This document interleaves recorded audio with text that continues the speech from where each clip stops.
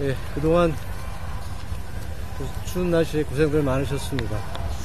오늘 제가 좀 의견을 좀 준비했습니다. 좀 어두워서 잘 안 보이네요. 제 의견을 말씀드리기 전에 청구인 측 대리인단이 법리와 증거법에 따른 주장이 아니라 역사를 왜곡 폄훼하고 대부분 대통령에 대한 인신공격일 뿐 아니라 탄핵 심판과 전혀 관련이 없는 대통령의 가족까지 언급하며 대부분 증거에 의하거나 객관적 사실이 아닌 주관적인 생각이나 평가로 대통령을 공격하는 것에 대해 심히 유감을 표합니다. 이렇게까지 무리수를 두는 청구인 측의 주장에 안타까움을 금할 수 없습니다.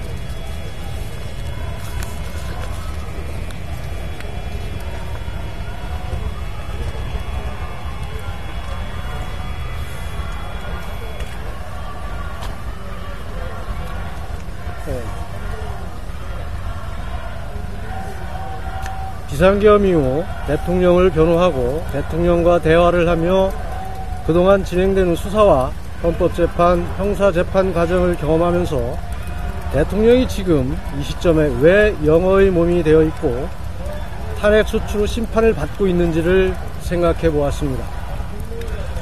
그동안 대한민국은 민주화와 경제 선진화를 이뤄낸 유일한 나라라는 자긍심 속에서 번영과 평화를 누리고 있었으나 어느 틈에 우리도 모르는 사이에 국내의 공격과 문제점으로 서서히 병들어가고 심각한 위험에 빠져 있었습니다.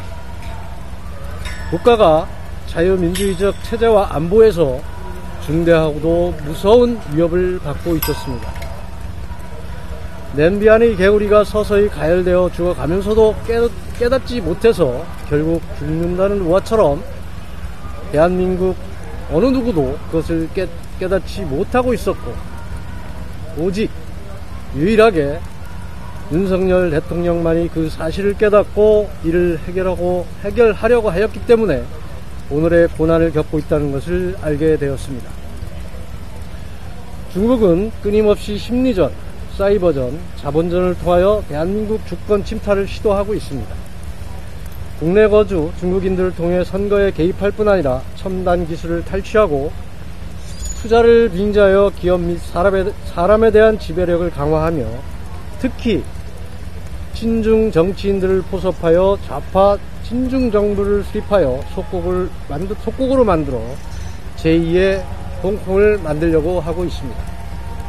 북한은 자유민주 정권을 끌어내리고 종북 좌파 정권을 세우기 위해 국내 종북 좌파와 간첩들에게 지령을 내려 대통령에 대한 탄핵과 사회 혼란을 조장하고 있으며 법조인을 비롯하여 선관위 직원들에 대한 보섭을 지령하고 오물풍선과 드론을 날려보내고 핵미사일을 지속적으로 발사하며 전쟁 위협을 하고 있는 상황입니다. 마약을 수출하여 국내로 반입시키고 비트코인이나 선관위 등 국내 각종 전산망에 대한 해킹을 시도하고 있습니다. 또한 국제정세도 미중 패권 전쟁과 러시아의 우크라이나 침공, 이란의 이스라엘 공격과 전쟁, 글로벌 무역전쟁의 심화와 자국 무역 보호주의 강화에 따라 무역 의존도가 높은 우리나라의 대외 외교와 경제 여건이 매우 어려운 처지에 놓여 있습니다. 이에 반해 국내는 거대 야당의 줄탄핵, 예산 폭거, 입법 독재, 방탄 입법, 수사 시스템의 불안정과 모순, 사법 시스템의 붕괴로 인한 치안 불안과 사법 신뢰의 붕괴, 국정 발목 잡기와 삼권 분립 붕괴에 따른 국정 마비, 포퓰리즘 퍼주기 정책으로 인한 재정 건전성 악화로 인한 경제 위기 대응력 약화, 선거관리 시스템 관리 부실과 부정선거를 둘러싼 공문 분열과 불신으로 자유민주적 기본질서와 시장경제 질서가 심각하게 위협을 받는 위기에 처해 있습니다. 대통령은 국가의 독립, 영토의 보전, 국가의 계속성과 헌법을 수호할 책무가 있습니다. 이렇듯 극심한 위기에 빠진 것으로 판단한 대통령은 헌법상의 대통령 책무를 다하기 위해 비상계엄을 선포한 것입니다.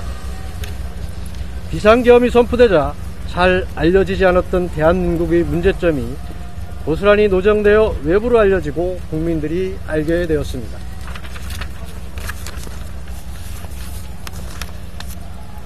전 정부에서 졸속으로 이뤄진 검수 완박과 공수처 신설로 인해 국가기관인 경찰, 검찰, 공수처가 마치 경쟁이라도 하듯이 서로 수사권을 주장하며 하이에나처럼 수사에 달려들었고, 불법으로 임의적인 수사기관을 구성하여 중복적인 수사를 진행하였고, 수사권도 없는 공수처에서 수사를 하면서 관할을 위반하여 영장 쇼핑을 하고, 불법으로 체포 구수영장을 발부받아 집행하고, 집행 과정에서는 공문서를 유출하였을 뿐만 아니라 국가기밀시설에 관리자의 승낙도 없이 침입하였고, 공수처의 체포영장 집행에 권한이 없는 경찰 3, 4천 명을 동원하였습니다.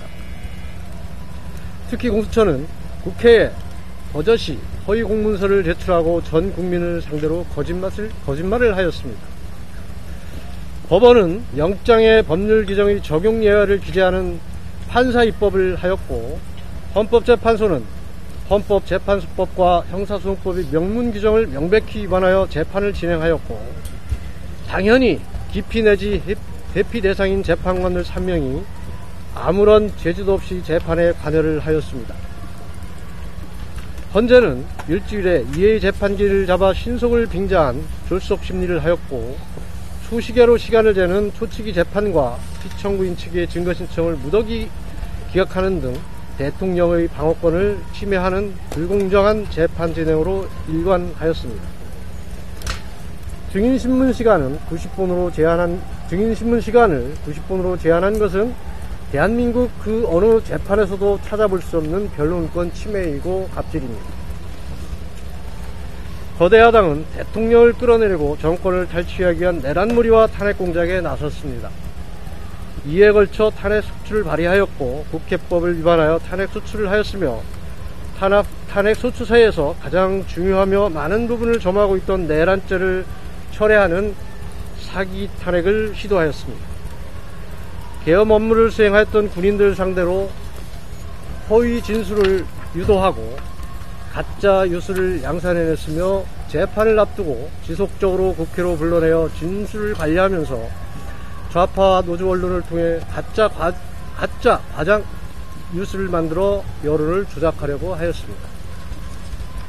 이게 자유민주주의를 기반으로 하는 법치주의 대한민국에서 일어난 일이고, 계엄 선포로 인해 국민들에게 알려진 사실입니다. 드디어 진실을 알게 된 국민들이 대통령의 진정성을 이해하고 지지하며 탄핵을 반대하는 대규모 집회가 전국적으로 지속되고, 2030 청년 세대가 일어나고 대학에서도 탄핵 반대 선언이 이어지고 있습니다. 비상계엄 선언으로 드러난 대한민국의 실상은 혼돈과 무정부 상태였습니다. 국무위원들은 책임을 회피하기 급급하고, 국가기관이 체계 없이 업무를 집행하고, 지휘 감독 체계가 붕괴되었으며 국가기밀시설이 완전히 무방비로 노출되었습니다. 이제는 수습의 시간입니다. 이대로 방치한다면 무정부 상태가 지속되고 국가 위기 상황이 더욱 심화되어 자유민주주의적 기본질서와 시장 경제 질서는 무너지고, 한미일 안보동맹의 해체로 인한 안보위기를 초래하여 지식의 유출과 자본 유출로 인해 이류국가로 전락하는 것은 시간 문제입니다. 윤석열 대통령의 비상계엄 선포는 대한민국의 위기를 극복하기 위해 헌법상의 권한을 행사한 것입니다. 그리고 헌법과 법률의 테두리 내에서 선포되고 진행되었습니다. 따라서 탄핵은 당연히 기각되어야 합니다.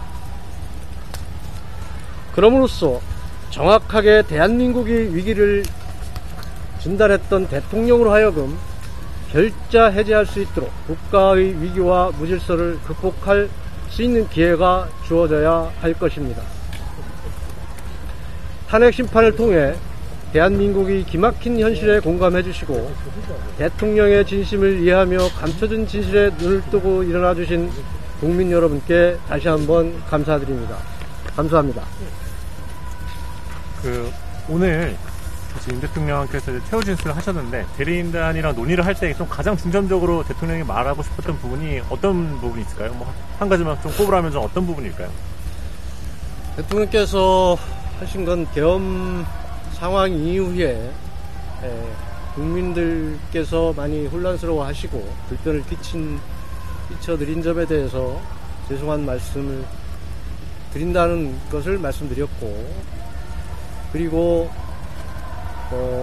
지금 벌어지고 있는 모든 정치적 문제의 출발점인 87 헌법 체제를 개헌하는 문제에서 중점을 두셨습니다. 그런 정치 개혁을 위해서는 임기에 연연하지 않고 모든 것을 바쳐서 이행하겠다고 하는 부분에 중점을 두셨습니다. 물론 이 과정에서 일어난 많은 분들의 피해와 희생에 대해서 정말 안타까워하고 가슴 아파 하셨습니다. 그럼 이번에 3월쯤 어쨌든 결론이 나올 가능성이 큰데, 현재 결론이 나왔을 때 대통령께서는 좀 받아들이겠다는 입장을 좀 보이셨는지, 대리인단의 또 입장도 그렇게 수용을 하는 걸로 좀 그렇게 가는 방향으로 갈지 어떻게 보세요, 그거는? 합리적인 범위 내에서, 법의 테두리 내에서 현명한 결정이 나올 것이라고 기대를 하고 있습니다. 그럼 어떤 결과가 나와도 어쨌든 그냥 좀 공정한 재판이 이루어졌다 이렇게 좀 보실 의향이 있으신 건지? 공정한 재판이 이루어져서 법치 범위 내에서 현명한 결단이 내려질 것으로 기대합니다. 알겠습니다. 네. 기본적으로 대통령께서 지금 상황이 만약에 비상 상황이라고 인지를 하고 계셨을 때 개헌 선포 이후에 국민들한테 호소할 수 있는 방법이 여러 가지가 있었을 텐데, 비교를 했을 때 개헌이 가장 최선의 방법이었다는 그런 내용은 없었던 것 같아요.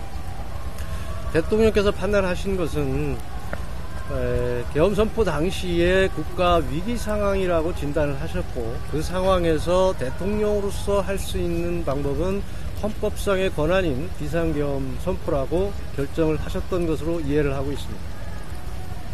혹시 개헌 얘기하셨는데 개헌의 구체적인 방법이나 방향은 생각하신 게 있으신지 궁금합니다. 구체적인 것은 탄핵 심판 결정 이후에 로드맵이 결정될 것이고, 분명한 것은 개헌에 매진을 할 것이고 정치개혁에 매진을 할 것이라는 것입니다. 개헌은 대통령께서 직접 말씀하시고 방향을 제시하신 건가요? 모든 것은 기본적인 방향은 대통령께서 결정하시고 대통령의 생각이라고 보시면 됩니다. 네, 장시간 고생하셨습니다. 고맙습니다. 문재 대님.